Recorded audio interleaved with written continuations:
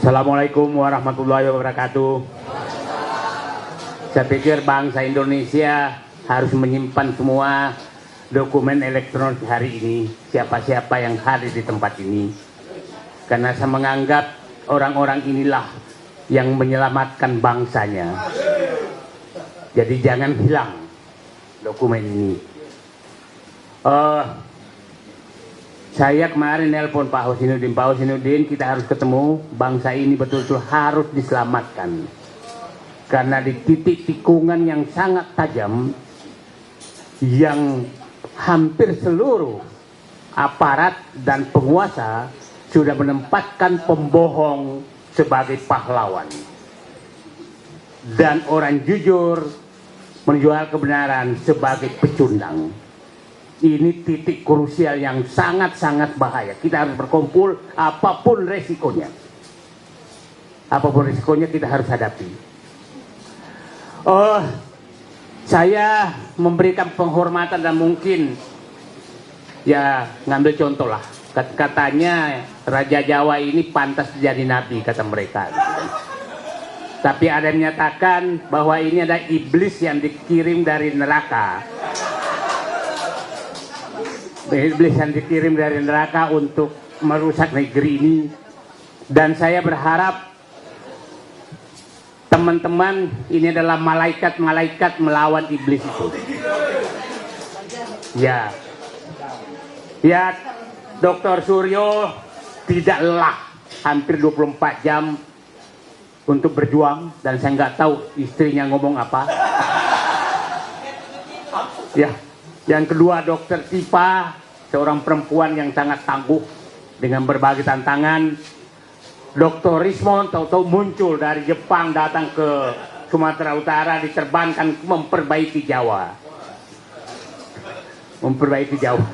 Kemudian ada Pak Rizal Fadila, kita tahu ini adalah pejuang dari dulu, tidak pernah kendor apapun.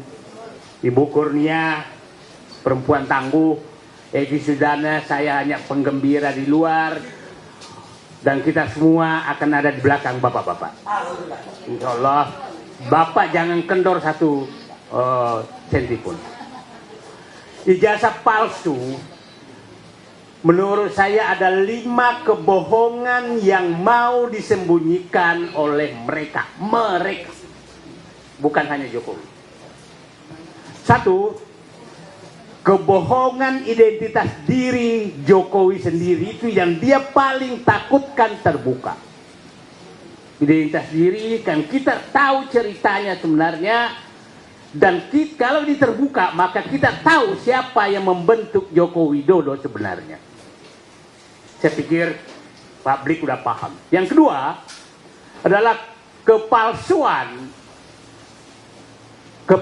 dan kebikin kepalsuan putranya yang menjadi wakil presiden. Itu juga kalau terbuka ini akan terbuka siapa dia sebenarnya, dan kepalsuan terhadap dinasti ini akan terbuka semua.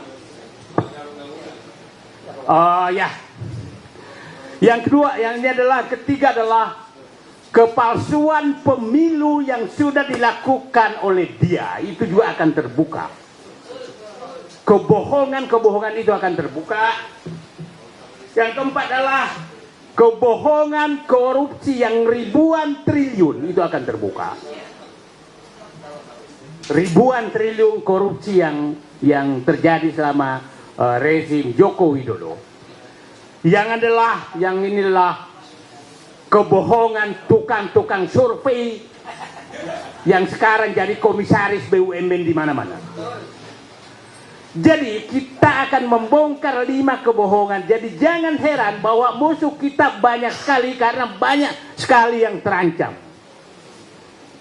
5 kebohongan tadi saya ulangi: kebohongan identitas pribadi Joko Widodo, kebohongan terhadap putranya yang jadi wakil presiden, kebohongan pelaksanaan pemilu selama ini, kebohongan korupsi ribuan triliun, dan kebohongan survei-survei yang dilakukan selama ini. Ini 5 kebohongan. Nah, yang akan ditutupi sebenarnya. Jadi memang musuh kita sangat-sangat berat karena penikmat kebohongan ini itu mulai dari istana sampai ke lurah.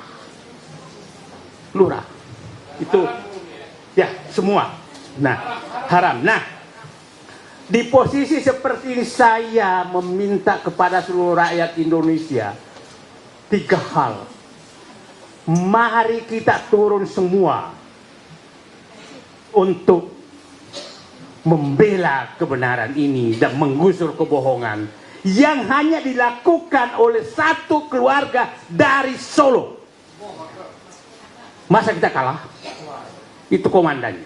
Yang lain itu anak semua. Nah, saya pikir bapak-bapak jenderal pasti mendidih mendengarkan masa kita kalah sama satu dinasti yang tidak jelas. Ya.